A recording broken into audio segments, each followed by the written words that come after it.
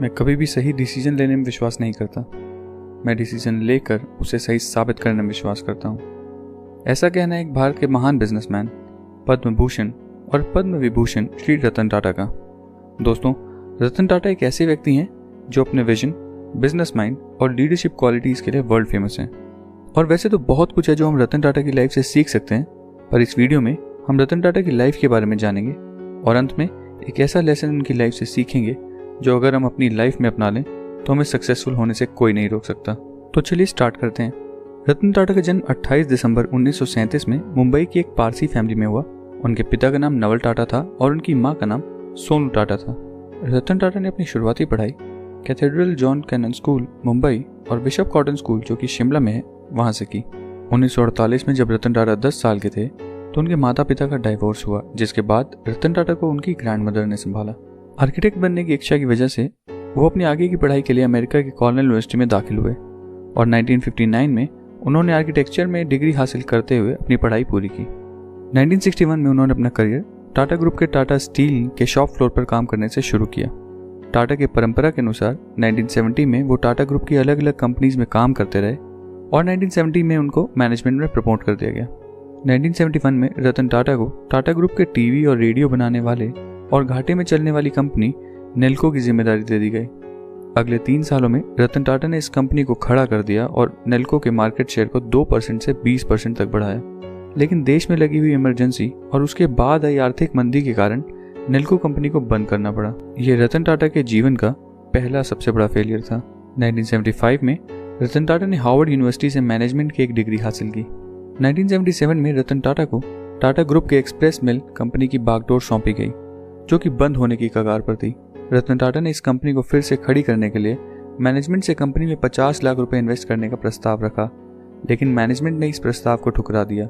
जल्द ही कंपनी बंद हो गई। रतन टाटा के जीवन का यह दूसरा सबसे बड़ा फेलियर था, लेकिन इससे रतन टाटा ने बहुत कुछ सीखा। 1981 में रतन टाटा को टाटा इंडस्ट्रीज का अध्यक्ष बनाया गया और 1991 में जे.आर.डी. टाटा के द्वारा रतन टाटा को टाटा ग्रुप का चेयरमैन बनाया गया, जिसके बाद टाटा ग्रुप काफ़ी तेजी से बढ़ने लगा। टाटा पहले से ही कॉमर्शियल और पैसेंजर व्हीकल बनाती थी, पर आम इंडियन की कार का सपना पूरा करने के लिए रतन टाटा ने 30 दिसंबर 1998 में पूरी तरह से इंडिया में बनने वाली कार इंडिका लॉन्च की।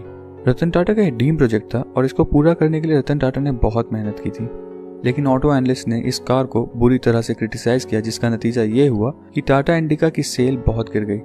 टाटा इंडिका को मार्केट में अच्छा रिस्पांस नहीं मिला और 1 साल के अंदर टाटा इंडिका फ्लॉप हो गई, जिससे टाटा मोटर्स को बहुत नुकसान हुआ, जिसके बाद टाटा को अपने फैसले को लेकर तमाम आलोचनाओं का सामना करना पड़ा।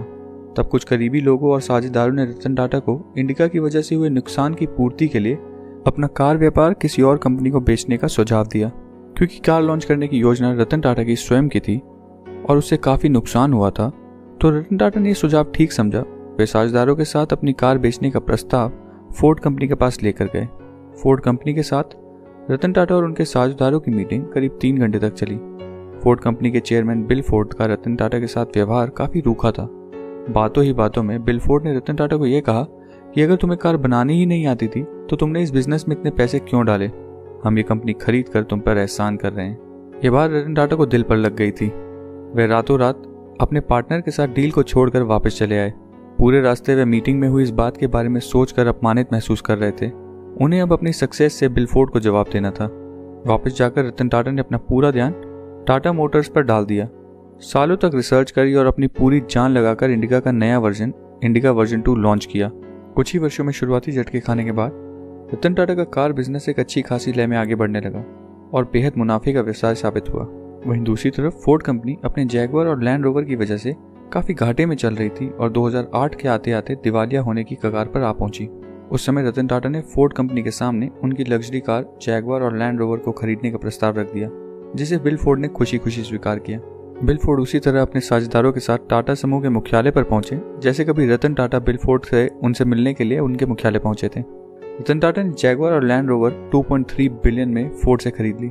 इस बार भी बिल फोर्ड ने वही बात दोहराई जो उन्होंने पिछली मीटिंग में रतन टाटा से कही थी, पर इस बार वो बात थोड़ी पॉजिटिव थी।